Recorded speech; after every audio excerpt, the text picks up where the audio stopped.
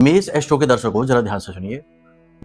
आज के इस कार्यक्रम में हम आपको बताते हैं ज्योतिष के ऐसे 3 कठोर नियम जिन्हें कभी तोड़ना नहीं चाहिए। जो भी व्यक्ति इन नियमों को तोड़ता है वह दुख पाता है और अपना शत्रु खुद बन बैठता है। उसे मिटाने के लिए बाहर से किसी शत्रु के आने की आवश्यकता नहीं है, वह खुद ही अपना शत्रु बन जाता है। जी हाँ, कौन से हैं वो नियम, ध्यान से सुनिए। सबसे पहला नियम यह है कि आपकी जन्म पत्री में जो भी शुभ ग्रह हैं, जो भी अच्छे ग्रह हैं, अच्छी स्थितियों में बैठे हैं, उन ग्रहों से जुड़ी हुई चीजों का दान कभी नहीं करना है।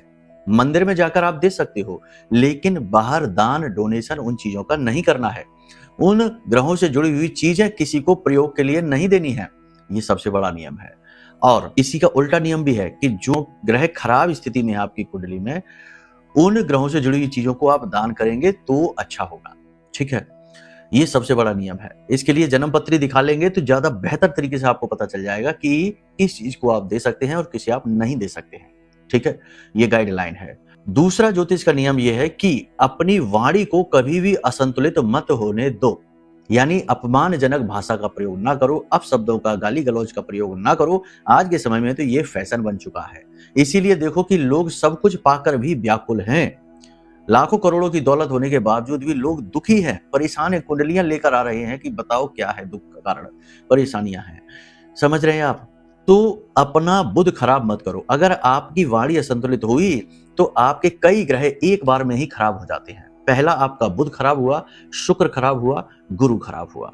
तो कहने का मतलब यह है कि अपनी वाणी पर पूर्ण नियंत्रण रखो। ऐसी वाणी बोलिए मन का आपा खोए, और इनको शीतल करे आपहु शीतल होए।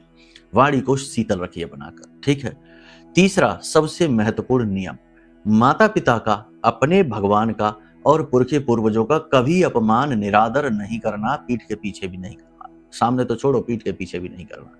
इससे दोष उत्पन्न हो जाते हैं और ये दोष फिर मिटाए नहीं मिटते, काटे नहीं कटते और बहुत दुख देते हैं। कौन से दोष बनते हैं? पितृ दोष बन जाता है। पितरों का ही अपमान कर रहे हैं तो पितृ दोष तो बनेगा ही। याद रखना कि आपके घर के बड़े बुजुर्ग जो इस संसार में है वो आपके जीवित पितृ हैं। अगर आप उनका भी अपमान कर देते हैं क्रोध में, आवेश में आकर, या पीठ के पीछे भी उनके बारे में नाप शनाप कह देते हैं, तो आपके पितृ कभी आपसे खुश नहीं हो सकते। पितृलोक में बैठे हुए पितृ भी आपसे अतृप्त ही रहेंगे। तो ये नियम है, इन्हें कभी नहीं तोड़ना है। अगर आप इन नियमों का पालन करते हैं, मतलब पॉजिटिव तरीके से, तो आप बहुत उन्नति करेंगे। जय माई की।